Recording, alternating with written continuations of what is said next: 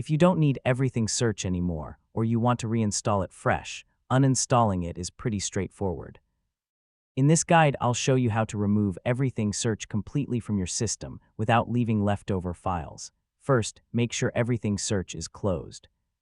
Check the system tray near the clock, and if it's running, right-click the icon and exit it.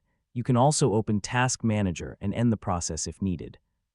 Next, press the Windows key and open Settings. Go to Apps, then Installed Apps, and wait for the list to load. In the search bar, type Everything.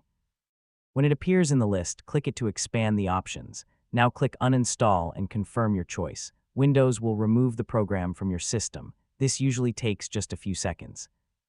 If you want a clean removal, check for leftover configuration folders in Program Data or App Data. This step is optional, but it helps reset everything completely. After uninstalling, restart your computer to clear any remaining background services. So yeah, this ensures everything is fully removed. Once your PC restarts, make sure everything search is no longer listed in your apps or running in the background. And that's how to uninstall everything search completely. A quick cleanup and you're done.